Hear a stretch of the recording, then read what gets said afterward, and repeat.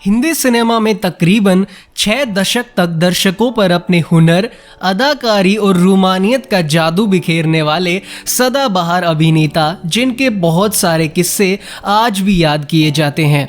Indian film history से मैं भूपेंद्र आपका स्वागत करता हूं। तो आज हम आपको बताने वाले हैं अपनी रूमानियत का जादू बिखेरने वाले देवानंद के बारे में। देवानंद का जन्म 26 सितंबर 1923 को पंजाब के गुरदासपुर में एक मध्यम वर्गीय परिवार में हुआ था। देवानंद का असली नाम धर्मदेव पिशोरी मलानंद था।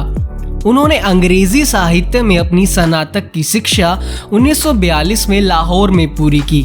1943 में अपने सपनों को साकार करने के लिए जब वो मुंबई पहुंचे तब उनके पास मात्र 30 रुपए थे और रहने के लिए कोई ठिकाना भी नहीं था। देवानंद ने मुंबई पहुंचकर रेलवे स्टेशन के समीप ही एक सस्ते होटल में कमरा किराए पर लिया। उस कमरे में उनके साथ 3 अन्य लोग भी रहते थे जो उनकी तरह ही फिल्म इंडस्ट्री में अपनी पहचान बनाने के लिए संघर्ष कर रहे थे। दरअसल देवानंद को पहली नौकरी मिलिट्री सेंसर ऑफिस में एक लिपिक के तौर पे मिली, जहां उन्हें सैनिकों द्वारा लिखित चिट्ठियों को उनके परिवार के लोगों को पढ़कर सुनाना पड़ता था। लगभग 1 वर्ष तक मिलिट्री सेंसर में नौकरी करने के बाद और परिवार की कमजोर आर्थिक स्थिति को देखते हुए वो 30 रुपए जेब में लेकर पिता के मुंबई जाकर काम न करने की सलाह के विपरीत अपने भाई चेतन आनंद के साथ 1943 में मुंबई पहुंच गए। चेतन आनंद के साथ देव भी भारतीय जन नाट्य संघ इप्टा से जुड़ गए। देवानंद और उनके छोटे भाई विजय को फिल्मों में लाने का श्रेय उनके बड़े भाई चेतन आनंद को जाता है। देवानंद को पहला ब्रेक 1946 में प्रभात स्टूडियो की फिल्म हम एक हैं से मिला। हालांकि फिल्म इतनी चल नहीं पाई और वो अपनी पहचान नहीं बना सके। इस फिल्म के निर्माण के दौरान ही प्रभात स्टूडियो में उनकी मुलाकात गुरुदत्त से हुई, जो उस समय फिल्मों में कोरियोग्राफर के रूप में अपनी पहचान बनाना चाह रहे थे।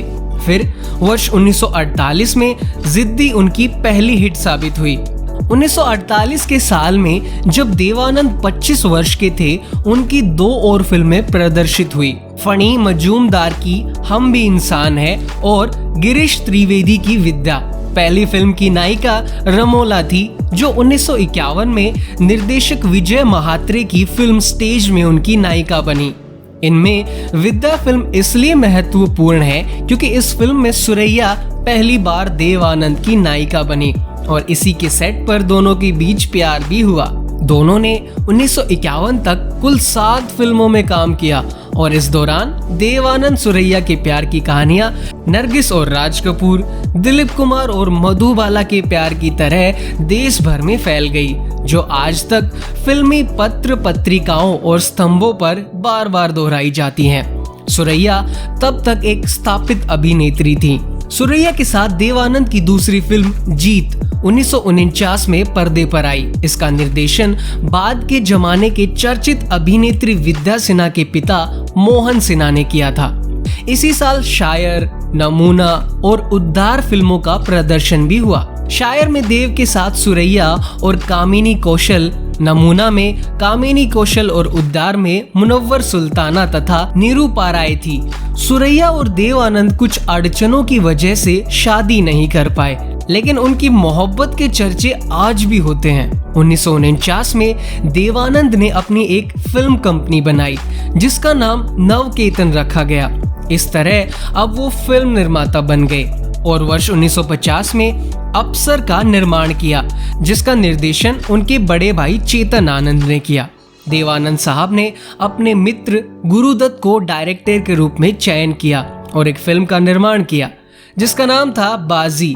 ये फिल्म 1951 में प्रदर्शित हुई और काफी सफल भी रही। इसके बाद देव साहब ने कुछ भूमिकाएं निभाई जो कुछ नकारात्मक शेड लिए थी। जब राज कपूर की आवारा प्रदर्शित हुई तब देवानंद की राही और आंधिया भी प्रदर्शित हुई। इसके बाद आई टैक्सी ड्राइवर जो हिट साबित हुई। इस फिल्म में इनके साथ थी कल्पना कार्तिक, जिन्होंने देव साहब के साथ शादी की और 1956 में इनको एक बेटा हुआ जिसका नाम सुनील आनंद रखा गया था। सिनेमा जगत में सदाबहार माने जाने वाले देवानंद साहब ने कभी राजनीति में भी कदम रखा था। देश में आपातकाल का माहौल था। जून 1975 में तत्कालीन प्रधानमंत्री इंदिरा गांधी ने जब देश में आपातकाल लगाने का ऐलान किया था तो देवानंद ने फिल्म जगत के अपने कुछ दोस्तों के साथ मिलकर उसका पुरजोर विरोध किया था। बाद में जब आपातकाल खत्म हुआ तो देश में चुनावों की घोषणा हुई तो उन्होंने अपने प्रशंसकों के साथ जनता पार्टी चुनाव प्रचार में हिस्सा लिया। सदाबहार एक्टर देवानंद अक्सर सफेद शर्ट के साथ काला कोट पहनते थे और उसमें वो क्या कमाल लगते थे। मतलब ब्लैक कोट में जो भी उन्हें देखता बस देखता ही रह जाता।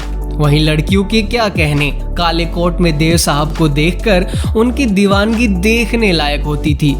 ऐसा पागलपन कि वो अपनी जान तक दांव पर लगा देती थी। धीरे धीरे काला कोट देवानंद के लिए परेशानी बनता जा रहा था क्योंकि उन्हें उस कोट में देखकर लड़कियां छत से छलांग लगाने तक तैयार हो जाती थी।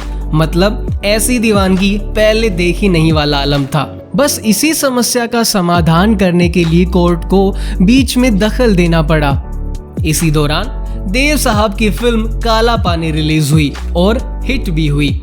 तभी कोर्ट की तरफ से आदेश जारी करते हुए देव साहब के ब्लैक कपड़े पहनने पर बैन लगा दिया। अपने चाहने वालों को हमेशा खुश देखने की हसरत एक ही वजह थी जो देवानंद साहब को अपने आखिरी समय में देश से दूर ले गई। देवानंद साहब नहीं चाहते थे कि भारत में उनके चाहने वाले उनका मरा मुंह देखे, इसीलिए उन्होंने जिंदगी के आखिरी पल लंदन में बिताने का फैसला किया। हर दिल अजीज इस अजीम अदाकार का लंदन में दिल का दौरा पड़ने से 3 दिसंबर 2011 को 88 वर्ष की उम्र में निधन हो गया। लेकिन उनका नाम बॉलीवुड के इतिहास में स्वर्ण अक्षरों में सदैव लिखा रहेगा।